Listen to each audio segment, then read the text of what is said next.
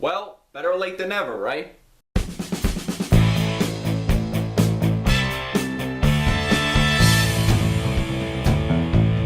Solo, a Star Wars story. Solo, a Star Wars story is the second standalone Star Wars anthology film after Rogue One. It's one directed by Ron Howard, starring Alden Ehrenreich, Donald Glover, Emilia Clarke, and Woody Harrelson. This is the origin story of a younger Han Solo, played by Alden Ehrenreich, how he met Chewbacca, how he met Lando Calrissian, played by Donald Glover, how he got the Millennium Falcon, how he became a scoundrel, and how he became a part of a ragtag group of criminals. Honestly, when I heard the idea of a Han Solo origin story, I wasn't really on board because Han Solo is such an awesome and iconic character in the original trilogy, and I liked his mysteriousness, and he's cool just the way it is, so I wasn't sure about an origin story for him and casting a younger actor to play Han Solo. I wasn't on board with that idea, and besides, Harrison Ford is the perfect Han Solo. He is the only one that can play Han Solo. I was skeptical when I heard about the production troubles, and Phil Lord and Chris Miller, the directors of the Lego Movie, were going to direct a Star Wars standalone movie. Yay! But then they got fired. Nay. Then Ron Howard came in to direct. Yay-ish? Now, Ron Howard is a very talented director. He made really good films, Apollo 13, A Beautiful Mind, Cinderella Man. He is a good director. But he is a hit-and-miss director. I mean, The Grinch, The Da Vinci Code, So I wasn't really enthusiastic when I heard he was going to direct a Star Wars movie, despite how talented of a director he is. Not only that, hiring an acting coach for Alden Ehrenreich, and I don't think it was just acting, just trying to pull off Han Solo, and when the trailers came out, they did get me a little more excited. I wasn't like dying of anticipation like I was for the past Star Wars movies, Force Awakens, Rogue One, Last Jedi, or even Episode 9 next year. Not at that same level of anticipation, but as a Star Wars fan, I wanted to give this movie a chance. I went in with an open mind, and is Solo a bad movie? No. Is it a great movie? No. Is it one of the worst Star Wars movies? My opinion, not really. Not one of the best. Is an enjoyable film on its own and an enjoyable Star Wars movie? Yes.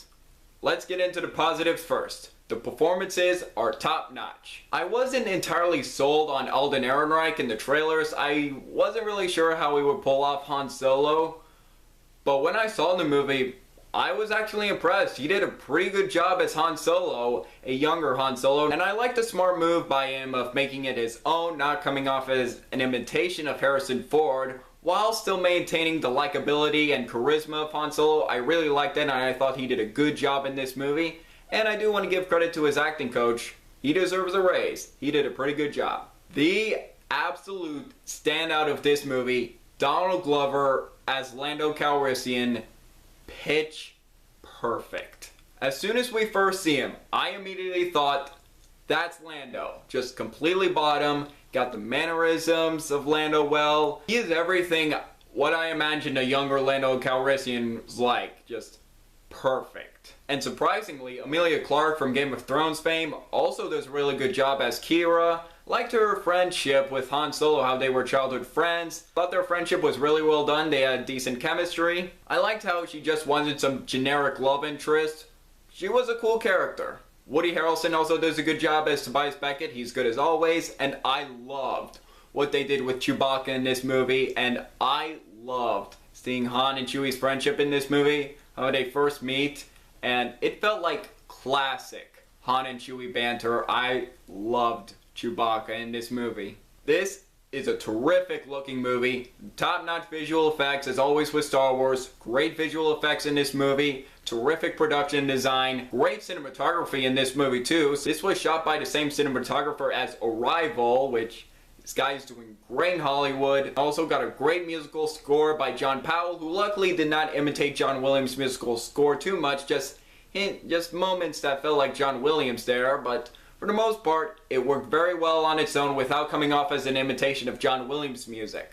And luckily they worked into really exciting action scenes in this movie. One very exciting action sequence in this movie takes place on a train. That was easily my favorite action sequence in the whole movie. That one was awesome.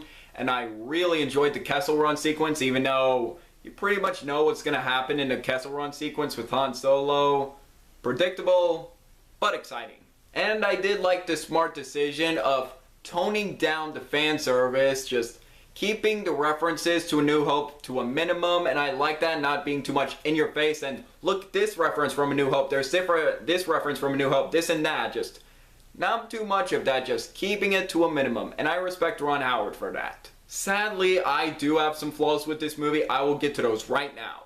First, my biggest problem with Solo: A Star Wars Story, I felt like it was very predictable and it played it safe too much. There really wasn't much that wowed me or surprised me. I felt like it was very predictable. I saw where some things were going and knew what was going to happen. And there really wasn't much substance in this movie, not really much stakes or emotion, but say what you want about The Last Jedi, I think it's a phenomenal Star Wars movie, but that movie, a lot of emotional substance. It took risks. But this, I felt like it played it safe a little too much. It was very predictable. And second, a forgettable villain. Paul Bettany is a very talented actor, but he's given very little to do. His performance is not the problem. He's doing very good, but his villain is just not really much to him. He's just a forgettable Star Wars villain. Nowhere near as good as Darth Vader or Kylo Ren. Just so underused in this movie. He was so forgettable that moment in the third act when someone brought up his name, I was like, oh yeah, that guy. And I'm even having a hard time remembering what his name was. Also, there's this one eye-rolling moment of how Han got his name. Really? That's how Han got his name? Really? Was that really necessary? An explanation? Just why? While there were some funny moments, most of the comedy just doesn't really work at all. I wasn't really laughing often. It was just, yeah, that was funny. And most the bad comedy comes from this character that was easily my least favorite character in this movie, L337. Oh, I really did not like this character at all. BB-8 is awesome. K2SO was funny.